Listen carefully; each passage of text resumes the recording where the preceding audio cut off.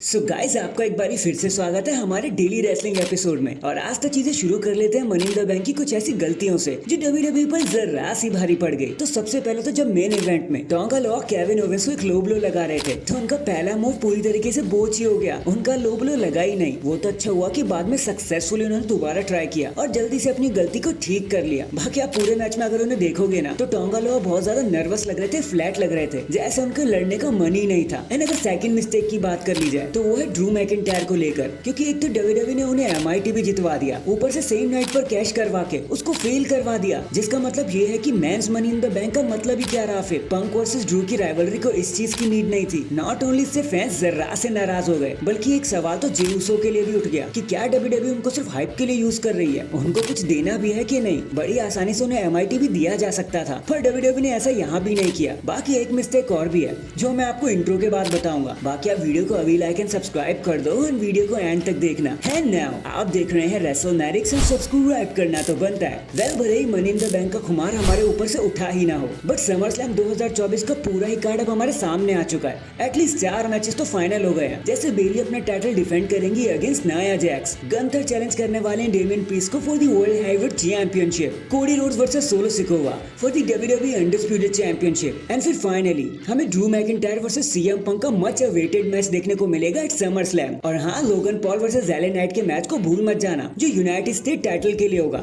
सो Cleveland brown stadium ready रहना, क्योंकि हम अपनी पार्टी लेकर आपके घर आ रहे हैं। इसके बाद जब सीएम पंक ने ड्रू मैकिंटायर को मारा तो ड्रू मैकिंटायर हार तो गए, लेकिन उसके बाद वो पागल ही हो गए। शो एंड होने के बाद जब मनी इन द बैंक का कॉन्फ्रेंस चल रहा था तो वहाँ पर आके बहुत बड़ा बखेड़ा खड़ा कर दिया ड्रू मैकिंटायर ने। बल्कि जब एडम पियर्स उन्हें रोकने आ रहे थे तो उन्होंने एक एल्बो ही मार दिया एडम पियर्स को कि भाई हट जा यहाँ से, मैं सीएम पंक को बर्बाद करने आया हूँ। लेकिन तभी वेड बैरेट उन्हें रोकने लगते हैं और एक बहुत बड़ा घमासान क्रिएट हो जाता है, जिसका मतलब साफ है कि नेक्स्ट टाइम जब ये दोनों हमें रिंग में दिखेंगे तो बातें नहीं होने वाली, आतिशबाजियां होंगी आतिशबाजियां।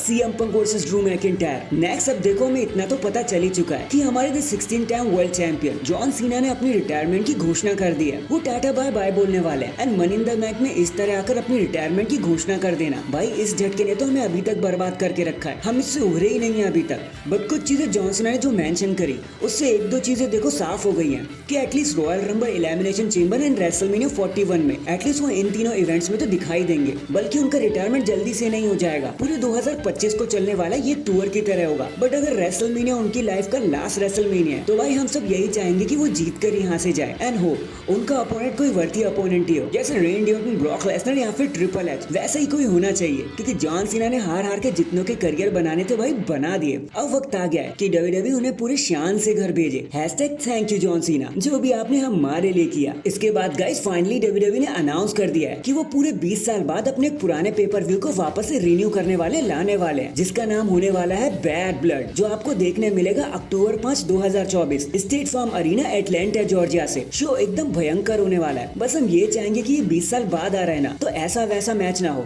मतलब गिम्मिक ही ना हो कि बैड ब्लड रख दिया और खत्म हो गया। भाई थोड़ा सा मैग्नेट्यूड होना चाहिए। और अगर पंक वर्सेस ड्रू के बीच में हेल इन अ सेल मैच देखने को मिल जाए तो भाई मजा ही आ जाएगा इन दी एंड। चलो जी, अब उस मिस्टेक के बारे में बात कर लेते हैं जो मैं तुम्हें इंट्रो से पहले बता रहा था। तो जैसा कि हमने आपको बताया कि डब्ल्यूडब्ल्यूई ने काफी मिस्टेक करी है एमआईटीबी इवेंट में, और वैसा ही कुछ Sami Zayn versus Bron Breakker के मैच में हो गया। ना मैच में तो देखो कोई दिक्कत नहीं है, वो तो एक नंबर था। दिक्कत तो है उसके रिजल्ट से कि जब डब्ल्यूडब्ल्यूई को जो काम नहीं करना होता ना वो तभी वो काम कर देती है। गाइस आज हर कोई इसी बारे में बात कर रहा है कि डब्ल्यूडब्ल्यूई ने एक बारी फिर से अपने ही पैरों पे कुल्हाड़ी मार ली, अपने ही ब्राइट फ्यूचर को भगा दिया अपने हाथों से। आई मीन ब्रॉन ब्रेकर जिस हिसाब से स्क्रीन पर आए थे ना, उन्हें सैमी ज़ेन को हरा देना चाहिए था ताकि उनकी फ्यूरी यूं ही चलती रहे। अब नॉट ओनली उन्होंने एक लॉस झेल लिया बल्कि फालतू में डब्ल्यूडब्ल्यूई ने उनकी प्रेजेंस को खराब कर दिया।